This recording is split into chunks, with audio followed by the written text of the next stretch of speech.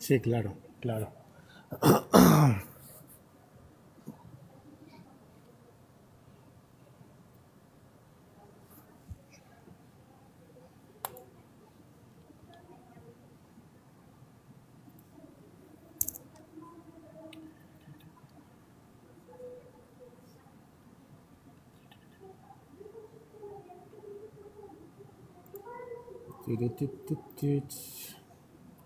A ver.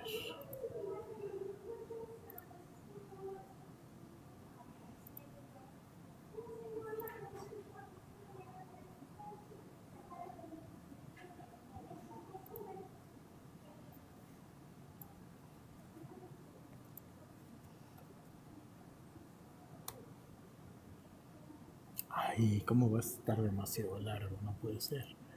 A ver, sí.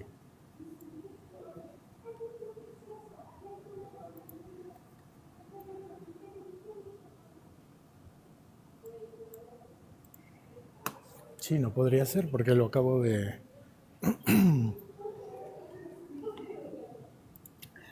Sí, como que lo justo lo acabo de poner, ¿no? Pero bueno.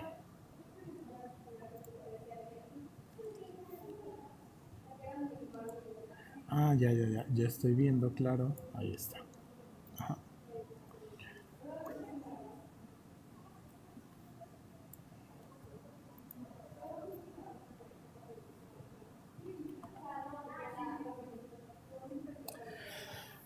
Entonces, bueno, teníamos esto de los entornos digitales que ya quedó bien definido.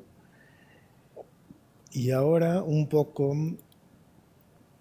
hay que estar pensando también en ya comenzar a revisar el glosario, ¿no? Uno de los conceptos iniciales con los que me gusta trabajar es el, uno de los sesgos. Ay, perdón. Es que ahorita me da así como el super bajón. Uno de los sesgos, hay muchos sesgos que van ocurriendo aquí en los entornos digitales. Uno de los sesgos que tenemos es el trust bias, el sesgo de confianza. Nosotros tendemos a validar información que de repente nos llega por medios que nosotros reconocemos como seguros o como legítimos y que no necesariamente son ni seguros ni legítimos. Es decir, que nosotros de repente tendemos a inclinarnos, a confiar en solicitudes de amistad, en perfiles, en mensajes que aparentan provenir de fuentes conocidas o de fuentes legítimas sin que nosotros verifiquemos o validemos su autenticidad. Aquí la cuestión es que cada día se van poniendo más, pues sí, más complejos los sistemas que se tienen a disposición para fabricar perfiles, sobre todo fabricar eso, ¿no? Perfiles falsos que nos den una impresión de realidad o de veracidad. Y algo que a lo mejor no sabías, que es bueno que sepas, es que ya ahorita con una simple imagen tuya se puede hacer una clonación, ¿no? Un deepfake, una clonación de tu persona y reproducirla obviamente en imágenes, pero también se pueden reproducir videos, ¿no? Ya se pueden crear videos y con inclusive, eso es por un lado, y por otro lado, inclusive con solamente 15 segundos de tu voz, se pueden crear secuencias relativamente largas y relativamente, ¿cómo decirlo? Relativamente confiables o creíbles. A ver, sí, relativamente largas, confiables o creíbles de tu voz, ¿no? Entonces, pues de repente ahí tenemos estas cosas bien extrañas, ¿no? Donde ya inclusive a través de la voz, pues se pueden meter a nuestros perfiles, de repente estas validaciones bancarias con nuestra firma auditiva, nuestra firma a través de la voz, se puede dar. pero eso tampoco nos garantiza qué cosas aún no se pueden o no se han podido clonar, pero sí se han podido robar y duplicar y replicar biometrías, ¿no? Biometrías como la huella digital, biometrías como la cara. La cara sigue siendo una de las más fáciles de replicar y de las que resulta un poquito más difícil o más compleja es el ojo, ¿no? Utilizar tu ojo como un aspecto de biometría, pero la cuestión ahí o lo que es interesante ahí es justamente que si en algún punto esa información termina siendo parte de una base de datos, pues va a ser fácil o al menos va a existir la vulnerabilidad de que se pueda robar, ¿no? De que alguien pueda acceder sin tu consentimiento a esa información y que se le pueda hacer uso dañino, uso indebido de todo eso. Eso por supuesto que puede ocurrir, ¿no? Aquí en México hemos sabido de casos en donde se han robado bases de datos, en donde se han clonado identidades, el padrón de... Ay, perdóname, es que ahorita me da mucho sueño. Se han metido con estos padrones de información, de bases de datos, del INE, del CURP, ¿no? De estos documentos legales y que andan por ahí circulando allá afuera. Y en el mejor de los casos, digamos, lo peor que te puede pasar es que pues de repente te den mucha lata vendedores, ¿no? Que tu información sea vendida a algún banco, a alguna tienda departamental. Ese es en el mejor de los casos. Es decir, si eso pasa, tampoco quiere decir que hay que agradecer y está bien, ¿no? Pero ese es en el mejor de los casos porque el robo o la duplicación de identidad en entornos digitales pues es algo extremadamente común y es algo que nos puede afectar a nivel económico, a nivel psicológico, a nivel relacional. Imagínate que de repente tienes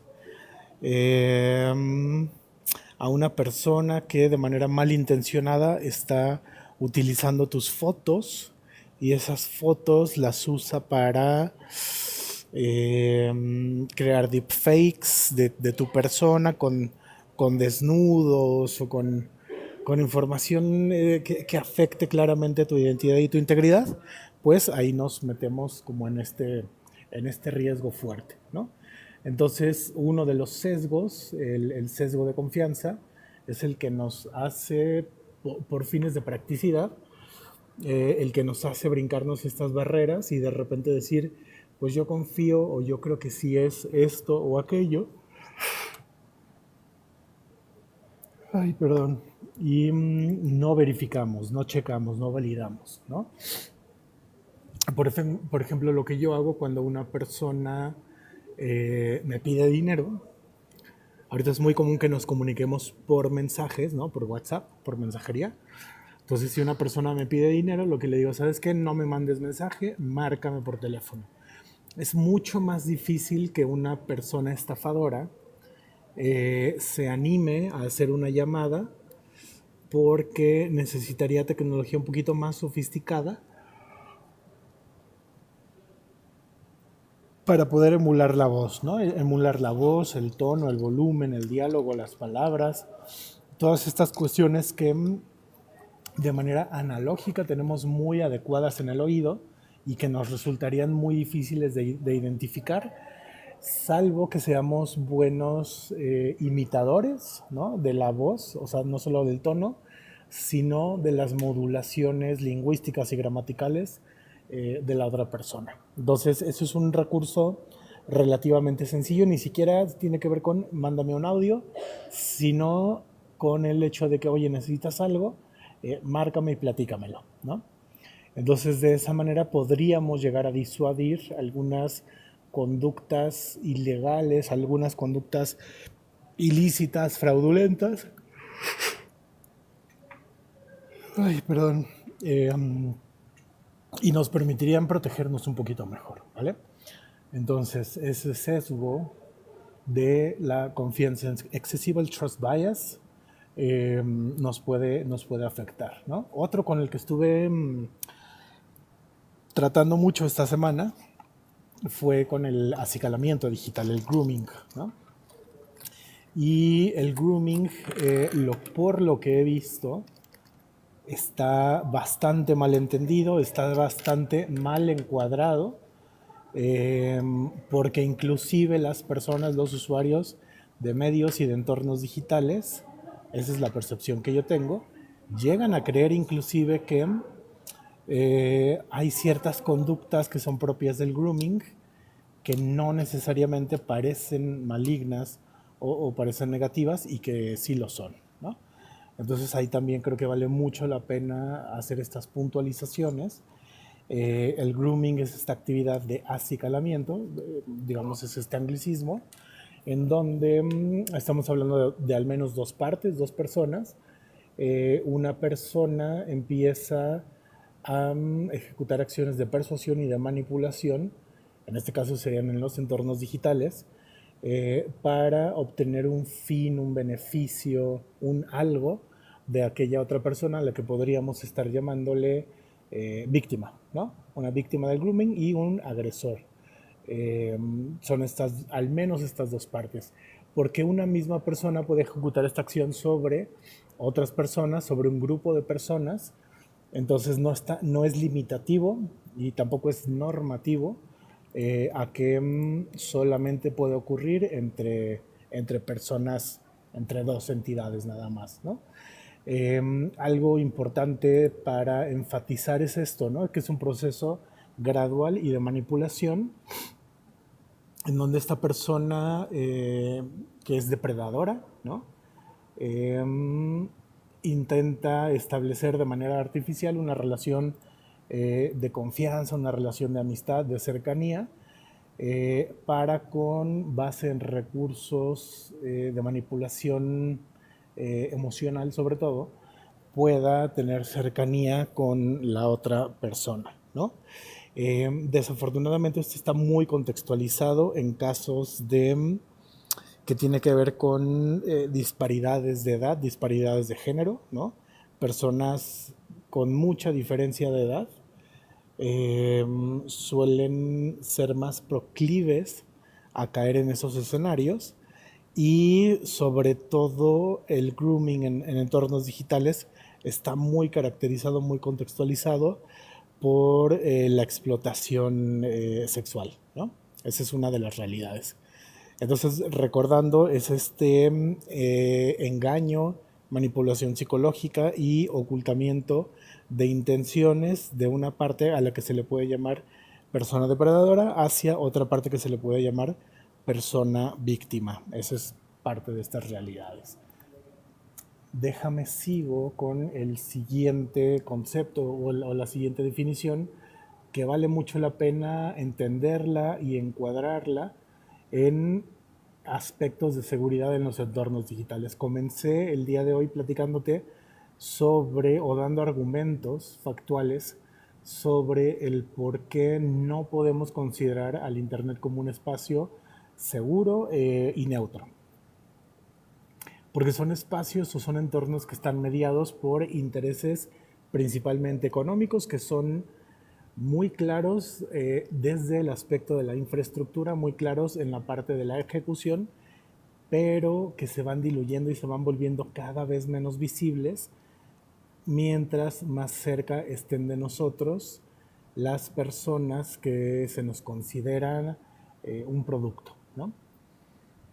Y en este caso hay un entendimiento muy distinto entre nuestro rol como clientes, nuestro rol como usuarios, nuestro rol como consumidores, porque en el bottom line o la cuestión fundamental ahí es que en realidad pues se hace una conversión de lo que somos en el mundo analógico hacia datos.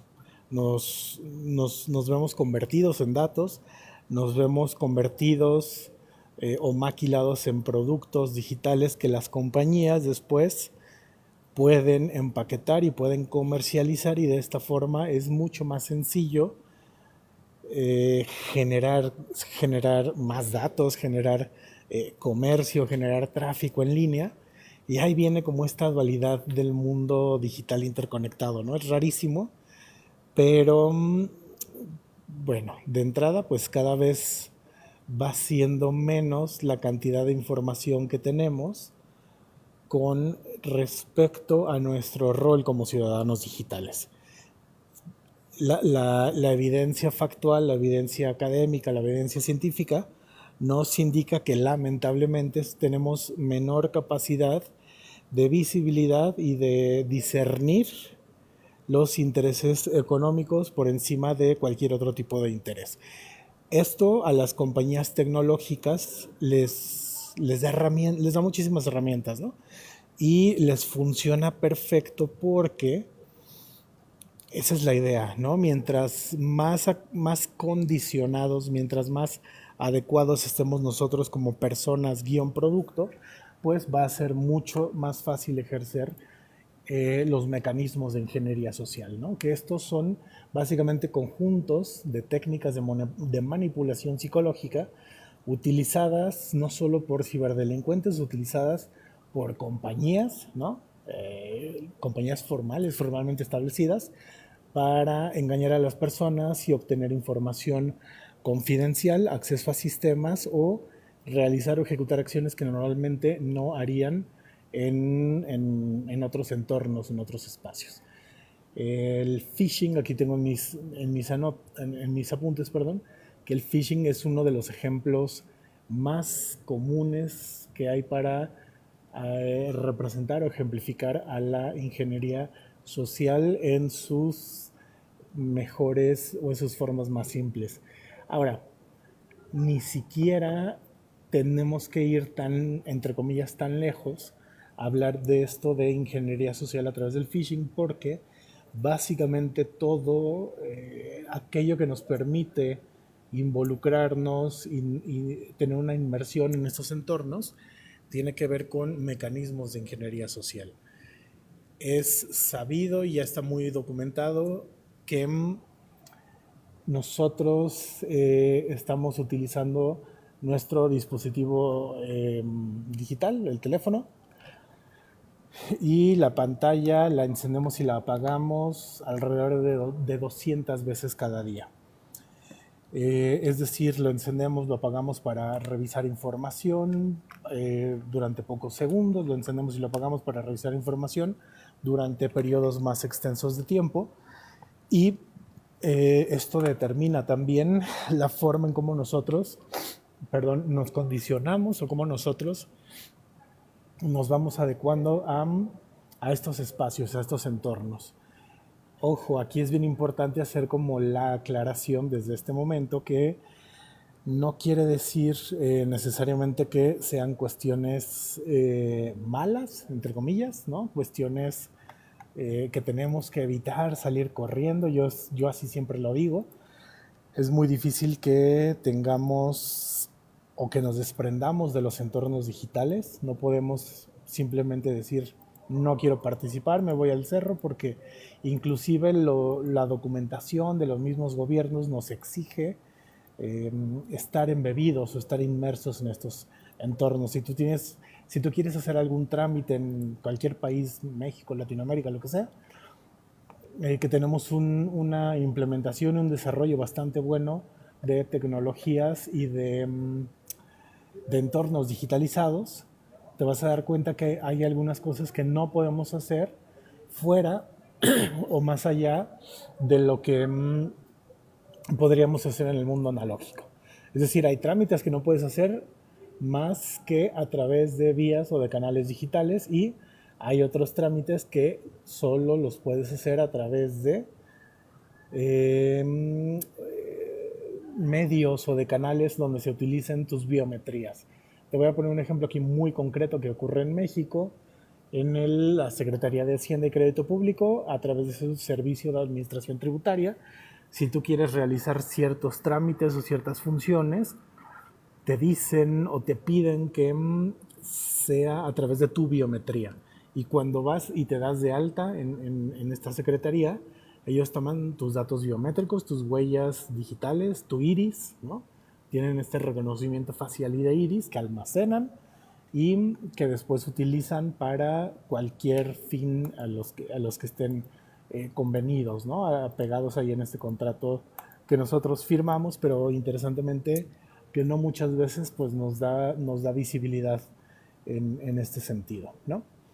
Y eso tiene que ver con esta parte de ingeniería social. Es otro de los conceptos fundamentales en el glosario de lo que tenemos que estar platicando.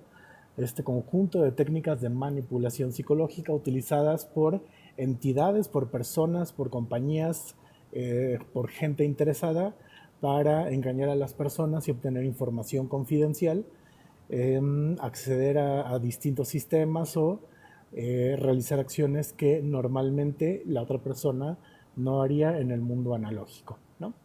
Lo que te decía, el phishing es uno de los ejemplos más comunes o más cotidianos, pero ahí también hay un portafolio muy amplio, muy abierto de cuestiones y de información que puede entrar justamente en esta categoría de ingeniería social. Otra de las cuestiones que aparecen en el glosario que es importante recordar, tener presente, tener en cuenta, es la compulsión de nosotros, los usuarios de medios digitales, por compartir información de más. Es una tendencia artificial, es una tendencia que ha sido empujada por las compañías tecnológicas para que nosotros como clientes guión producto, pues podamos estar ejecutando o estar ejerciendo. Es una tendencia a publicar demasiados detalles personales como ubicación, perdón, planes, si estamos en compañía de alguien más. Y esto principalmente ocurre en redes sociales, en plataformas online. Algo bien importante es que esta información puede ser utilizada por entidades, por personas que no necesariamente deberían de tener acceso a esa información y pueden elaborar ataques digitales, pueden elaborar ataques físicos, además de suplantaciones de identidades, delitos en el mundo real. Uno de los esquemas más comunes que ocurren aquí en México cuando se intenta privar de la libertad, privar del recurso de manera ilegal de una persona, es justamente hacer la modificación o la manipulación de algunos entornos o de algunos canales digitales. ¿A qué me refiero específicamente con esto? Que por ejemplo se coordinan, el agresor se coordina con la víctima, claro, de manera involuntaria, la víctima pues tiene que acceder y obliga o fuerza a la persona a que sus contactos, amigos, familiares se vean inmiscuidos, se vean embebidos en estos lugares de interacción, ¿no? Son muy conocidas estas historias donde una persona va y se mete al cine y no atiende tanto su teléfono y en el inter el agresor o el violentador pues está en comunicación directa con familiares, con amigos de esta persona, que en este caso es la víctima de violencia digital, y va teniendo comunicación y va teniendo una elaboración robusta perdón, de un esquema de manipulación para sacar ventaja, ¿no? Para pedir dinero, para demandar ciertas acciones o actividades, para requerir cualquier cosa que le pueda resultar interesante. Entonces, por eso es bien, bien importante. Uno de los consejos que yo podría dar en este sentido, no necesariamente es directamente el hecho de no compartir, es el hecho de limitarnos, ¿no? O de perder esta libertad. No necesariamente va tan por ahí, pero lo que sí podemos hacer justamente es tal vez retrasar esa información. Oye, yo estoy en la playa y me emociona mucho estar en la playa y me encantaría poder compartirte, poder mostrarte dónde estoy, qué es lo que estoy haciendo justo en este momento. Y la realidad es que en la inmensa mayoría de los casos, si no lo hacemos, pues nadie se va a ver afectado, nadie se va a ver beneficiado sustancialmente por eso. Entonces lo que yo puedo hacer a lo mejor es esperarme un par de días, inclusive un par de horas, para compartir cierta información de dónde estoy, de con quién estoy, con fines de seguridad. Y esto no tiene que ser una idea o una práctica esquiva eh, o vinculada a actividades ahí medias sospechosas, no, para nada. Esto puede ser parte del, digamos, del portafolio de actividades o del cúmulo de cosas que podemos hacer y estar elaborando para protegernos. Oye, voy a ir a tal concierto de tal grupo, de tal persona, ta, ta, ta. Tal vez si me espero 4 o 5 días en publicar estas imágenes que quiero compartir, en publicar estos videos que quiero compartir, a lo mejor no me da el mismo resultado social en estos entornos digitales, pero lo que sí puede provocarme es darme mayor seguridad en ese momento, ¿no? Ahí vienen estos trucos de ingeniería social, estos trucos conductuales bien interesantes por lo siguiente.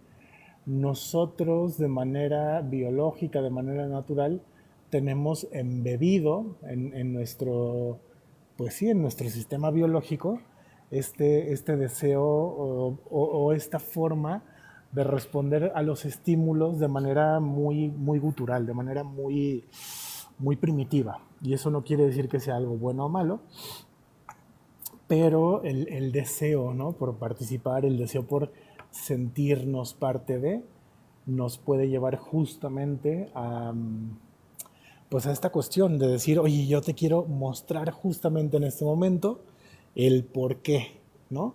El estoy aquí para generarte interés, generarte inclusive envidia, generarte algún tipo de morbo, etcétera. Y eso es algo completamente emocional, muy despegado de lo factual, muy pegado a lo emocional, y eso nos mueve más que los hechos. Esa es una realidad, ¿no? Por eso la información falsa, la información tendenciosa, la información polarizada, que está muy cargada de cuestión emocional y no tanto factual, es decir, que nos da un choque, que nos sorprende, tiende a ser más exitosa o tiende a ser más popular cuando nos toca consumirla, cuando nos toca compartirla. Inclusive si lo quieres ver de la otra forma, bueno, pues si eres una persona que media o que genera contenido, que comparte contenido, y te interesa que las personas se enganchen o participen de mejor manera con eso que tú haces, pues es llegar por la parte emocional, ¿no? Definitivamente. Entonces, bueno, ya repasamos por ahí otra vez la definición y vimos 3 conceptos de, del glosario, digamos, de seguridad digital.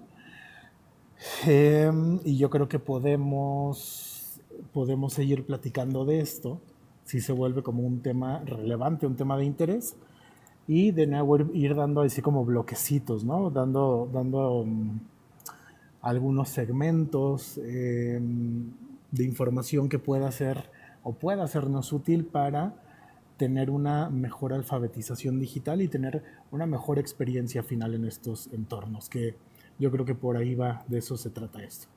Entonces, pues muchas gracias por andar por acá. Yo creo que ya nos podemos ir. Yo me tengo que mover de este lugar.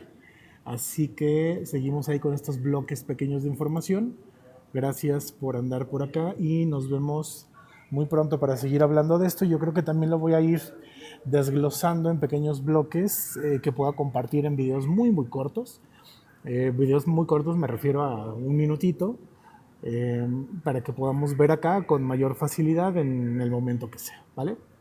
Gracias y pues ya corto el live, nos vemos muy pronto. Bye.